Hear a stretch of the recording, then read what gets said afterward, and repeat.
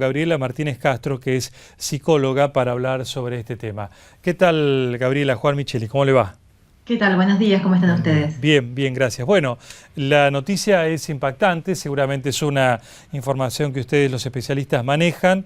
¿Se puede medir en cuánto ha crecido en estos últimos tiempos el consumo de ansiolíticos o calmantes?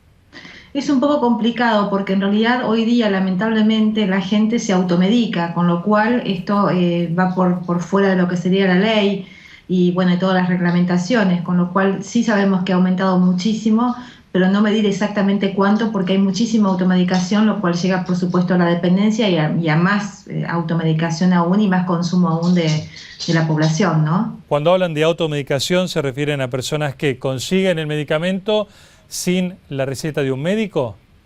Exactamente, consiguen el medicamento sin la receta de un médico o bien lo consiguen a través de otras personas que sí están recetadas, con lo cual no sabemos si la persona recetada está consumiendo lo que debe consumir o la consume otro tipo de persona que sería un tercero. Por eso es muy difícil conservar estadísticas hoy día. Pero sí sabemos que hay mucha automedicación, mucha dependencia, porque bueno, esto lo vemos en nuestros consultorios, ¿no? Por supuesto. ¿Qué notan en los consultorios? Notamos que la gente está cada vez con más ansiedad. En este momento calculamos que alrededor de la mitad de la población está sufriendo de ansiedad, lo cual lleva a un nerviosismo generalizado y por supuesto a ciertos síntomas muy indeseados como taquicardias, insomnio, ansiedad, irritabilidad, bueno, etcétera, etcétera, síntomas físicos también como de temblores, sudoración.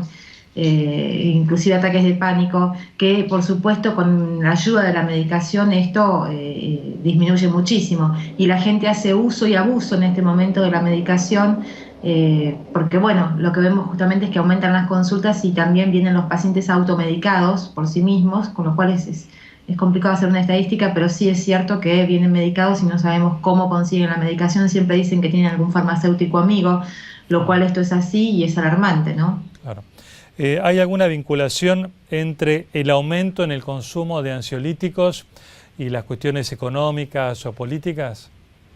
Sí, en realidad todas las cuestiones económicas, políticas, de inseguridad y todos aquellos factores estresantes que hoy día están entre nosotros, por supuesto que aumenta el nerviosismo generalizado de las personas, la ansiedad y todos los síntomas que por supuesto quieren acallar a través de los síntomas en forma cuasi mágica y sin un control adecuado. Esto provoca adicción, lleva a más consumo y bueno, lamentablemente recibimos a los pacientes con un grado de adicción importante sin poder controlar de qué manera se medican, sin poder controlar la medicación que usan, porque a su vez dentro de los consultorios lamentablemente también no son sinceros con relación a cómo consiguen la medicación o cuánta medicación están consumiendo. En general dicen una cosa, pero en general es un poquito más el consumo que ellos hacen.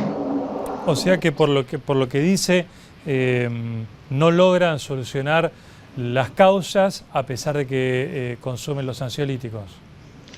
Lo que pasa es que es un poco complicado poder resolver las causas sin poder saber exactamente qué grado de medicación tiene la persona, qué grado de adicción y cuál sería realmente el meollo de la situación, porque no sabemos hasta qué punto esta persona se nos demuestra tal cual está realmente y sobre lo que hay que trabajar, cuáles serían los objetivos y cuál sería el tema en cuestión del tratamiento y hasta qué punto estamos trabajando sobre una persona que está medicada y después a medida que vamos espaciando las sesiones y vamos empezando a perfilar un alta, esta persona realmente está medicada y cuando deja la medicación vuelven todos los síntomas. Es muy complicado esto.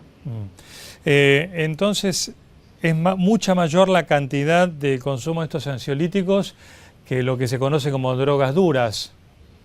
Sí, por supuesto que sí. Lamentablemente cada vez hay más consumo. Lamentablemente hay cada vez más dependencia y lo que no tienen en cuenta, que es una situación bastante complicada, que tiene que ver con la intercurrencia de los medicamentos, es decir, cuántas personas están tomando determinados ansiolíticos, psicofármacos que tienen como propósito este fin y a su vez toman otro tipo de medicación que, bueno, lamentablemente muchas veces tiene efectos colaterales que no está teniendo en cuenta y no aplica como para poder tomar otro tipo de medicación y no aplica para poder tomar ansiolíticos al mismo tiempo, con lo cual es realmente muy peligroso. Y justamente, ¿cuáles son esos peligros?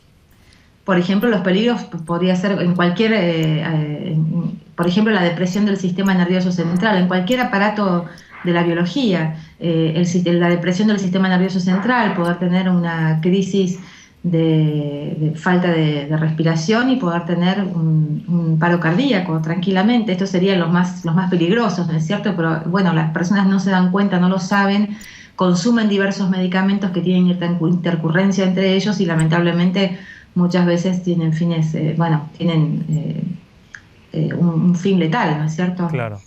Ahora, lo que se nota es que se ha normalizado, se ha naturalizado hablar de ansiolíticos, incluso todo el mundo ahora conoce marcas, tómate esto, tómate lo otro, yo tengo esto, te doy, o sea, hasta una reunión social es como que la gente diga, tómate esto para dormir, yo tengo, te doy.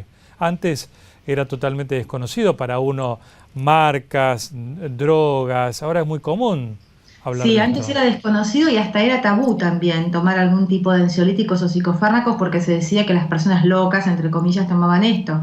Hoy día lamentablemente se hace abuso, se dice que hasta es fashion o está muy de moda poder tomar ansiolíticos o algún tipo de psicofármaco porque todo el mundo lo hace, inclusive la gente se convida entre sí Claro. cuando está muy nerviosa y está fuera de su casa. Pero bueno, lamentablemente esto realmente no hay que tomarlo como un hábito saludable de ninguna manera porque es absolutamente incapacitante para la salud de la persona que lo vive y podría llegar a ser sumamente peligroso sin que esta persona sepa, ¿no? La persona que consume. Es decir, por las cifras que se hablan, que se manejan, es mucho más alta la cantidad del tráfico de alguna manera, porque no se habla en este caso, de narcotráfico, pero de alguna manera también hay un tráfico de estos, son barbitúricos, que son estupefacientes. Son benzodiazepinas, es decir, son ansiolíticos, básicamente ansiolíticos que actúan directamente sobre el sistema nervioso central. Por eso es que hay que tener mucho cuidado con la intercurrencia con otros medicamentos, es decir, cuando se aplica un ansiolítico hay que tener cuidado qué otro tipo de medicación está tomando la persona para que no haya una intercurrencia con un medicamento y tenga efectos colaterales indeseados, como por ejemplo la depresión del sistema nervioso central y una posible paro cardiorrespiratorio, ¿no? Claro, entonces está mucho más generalizado el consumo o el tráfico de ansiolíticos en volúmenes mucho más grandes incluso que el narcotráfico, pero su lucha, entre comillas, no es tomada tan seriamente. No es que no sea tomada seriamente, lo que pasa es que como aumentó muchísimo la cantidad de personas que sufren ansiedad, estamos hablando del 50% de la población, lo cual es muchísimo, y necesitan de alguna manera poder realmente continuar con sus vidas, la forma más rápida que han encontrado y por boca a boca es consumir ansiolíticos. Entonces, bueno, lamentablemente esto se ha transformado en un tráfico muy, muy, muy importante que va más allá de lo que podemos conocer. Dicen 3 millones, pero creo que son bastante más, por lo que vemos en las consultas, que permanentemente los pacientes están diciendo, están testimoniando que sí toman ansiolíticos, ¿no? Pero bueno, lamentablemente yo creo que son bastante más de los que realmente de lo que se prestan a hacer una estadística, ¿no es cierto?, en forma seria. Bien. Gabriela, finalmente, además de algunas razones comunes para todos, como pueden ser la preocupación por los ingresos o los precios o la inseguridad, ¿qué otras causas que tienen que ver más con lo emocional tienen que ver en este consumo? Sí, en realidad consideremos que para padecer ansiedad hay que tener una predisposición genética. Esta predisposición genética la tiene la persona al nacer, pero puede manifestarse o no de acuerdo a lo que la persona viva y de acuerdo a cómo se vaya expresando la personalidad de quien lo padece. Entonces, lamentablemente, frente a factores estresantes como es la inseguridad, como decíamos, los factores políticos, económicos, inclusive hasta catástrofes naturales hoy día, tienen más posibilidad de expresar este gen, entre comillas, de ansiedad. Claro. Y, bueno, por supuesto, hacer un trastorno y de esta manera la gente va y consume como para poder aliviar los síntomas y continuar con su vida laboral, académica, social, familiar. Esas son más externas, pero ¿hay cuestiones comunes en relación a cuestiones afectivas o emocionales también?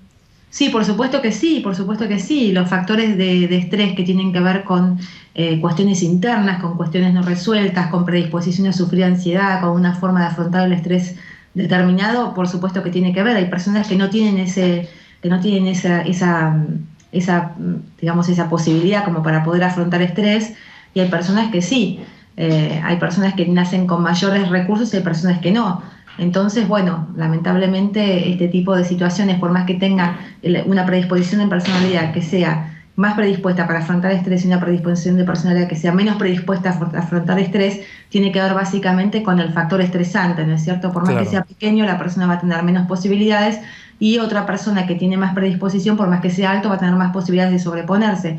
Pero hoy día, lamentablemente, ya estamos, la mayor parte de la población está naciendo con bajo predisposición y con mucha predisposición a sufrir ansiedad, con lo cual, una vez iniciado algún tipo de este tipo de trastornos, se hace realmente necesario un tratamiento específico, no siempre con psicofármacos. Esto es importante que lo aclaremos, no siempre con psicofármacos. Bueno, y habrá otros factores externos, por ejemplo, los cortes de luz pueden a una persona llevarla a un nivel de estrés que termine medicándose, por ejemplo. Sí, por supuesto, porque esto tiene que ver con la seguridad, esto tiene que ver con la calidad de vida, tiene que ver con la higiene, con la salud, por supuesto que sí, con la vida de sus niños, por supuesto que sí, por supuesto que sí. Todo factor externo que implique estrés o factor interno que puede ser un bajo recurso de la persona para poder hacerle frente al estrés, por supuesto que puede generar un trastorno de ansiedad.